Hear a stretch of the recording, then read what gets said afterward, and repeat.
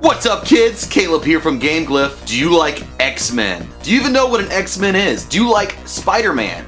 Well, I bet you do, because if you're watching a video game video, you're probably a complete nerd like I am. So with that being said, wouldn't it be an awesome idea to think about Spider-Man and X-Men teaming up in the same game? Especially from the 90s, when you know these franchises were at the peak of their popularity with both the awesome X-Men cartoon series as well as the Spider-Man animated series. So let's check out Spider-Man and the X-Men Arcade's Revenge for Sega Genesis.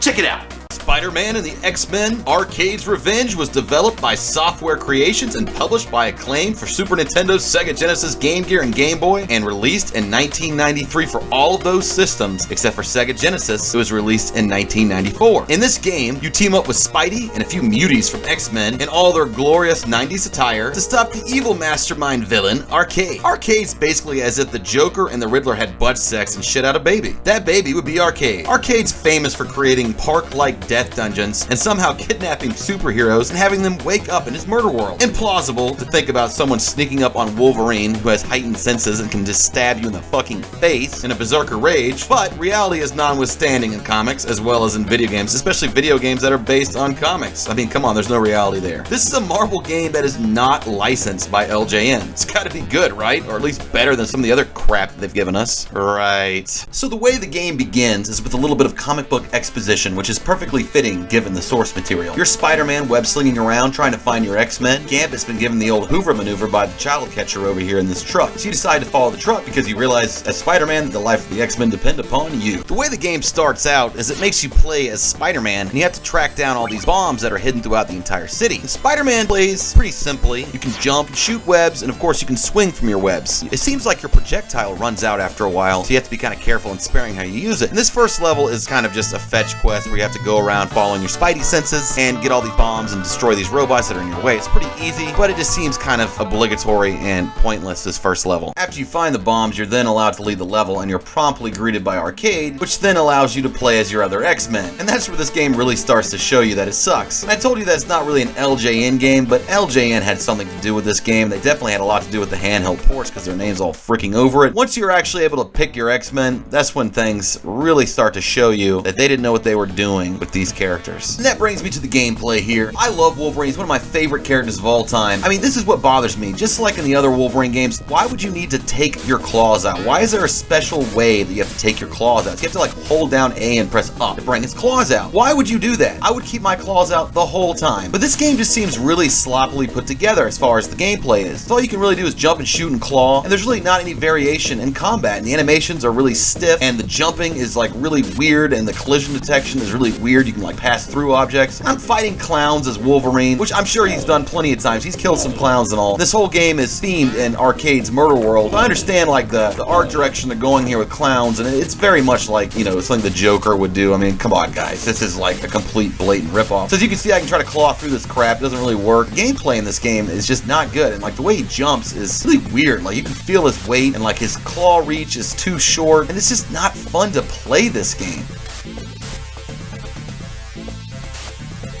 Another X-Men I really like is Scott Summers, aka Cyclops. I always thought he was really cool and kind of underrated. He's kind of become the bad guy in the universe now, which is a really interesting twist. Playing as him in this game is really disappointing because he's basically like a shooter. He doesn't release a long, strong blast. He releases all these little darty blasts. And the controls are really weird in this game. That's the next section we're going to talk about here is the controls. They don't make any sense, and they're really, really stiff. And the jumping mechanic in this game is just simply awful. And the way they handled each of the X-Men's mutant powers, it's just really not that good. The way they mapped it to the controller, it just doesn't make a lot of sense. It's like they were trying to make an arcade game at home, but like the way I just die here, like I don't know what the hell to do here. You know, there's no like sense of inferment here. Like, how are you gonna figure out what to do?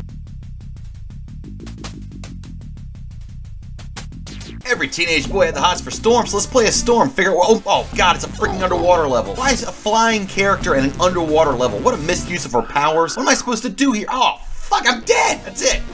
Oh, no, no! This is ass! The music and sound of this game are really not that bad. I mean, the soundtrack's pretty catchy. It's got that Genesis twang to it, and the sound effects are pretty good. They're very arcade-like, and the voice samples are actually, they're pretty crisp. So the sound of the music really isn't that bad, albeit that opening theme song is kind of piercing to the ears with that instrumentation they chose to use. That Jenny twang. So as you can see, the pressure's on here with Gambit, another one of my favorite characters, of being chased by a giant spiky ball. How Sega Genesis of you to throw a giant ball in there. And there's no telling what you're supposed to do in this game or why you're supposed to grab all this stuff. It never explains it to you. And the jumping and the platforming in this game really sucks. And I'm not really sure what I should do other than try to just get away from, I'll just die. Oh my god, I'm being chased by a giant ball again. Gambit doesn't even have that power. Like, what is this? What is that spiral flame there? He doesn't have that. What are those robot snakes with wings? What is this crap? I just want to kill this ball. Die, ball. I don't even care if I die. I'll sacrifice my life. I will destroy this ball. I'm assuming the second meter is the ball's life meter. I killed the ball. That ball ain't going nowhere. I must be home free here, baby. Come on, Remy LeBoo. Let's do this. We can get through this level. I don't know why there's like skulls halfway hanging out of here. Like, what is this level design? Looks like it was all just kind of patched together in some kind of game-making studio. It's pretty shoddy. The graphics in this game just scream to me they were intended for lesser consoles, like perhaps the Master System or even the regular Nintendo. This just doesn't look like a 16-bit game. Other than that large ball sprite, they probably put all their resources in that. The graphics in this game just do not impress me, and they're just kind of ugly, and it looks really cheap. This looks like a freaking LJN game. So would I recommend this game to anybody?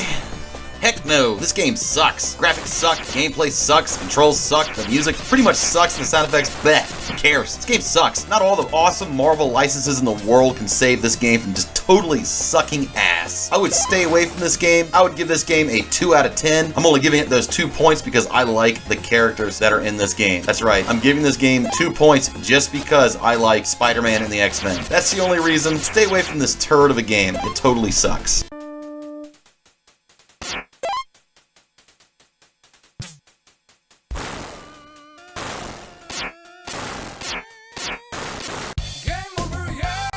Thanks for watching Game Glyph, and don't forget to subscribe.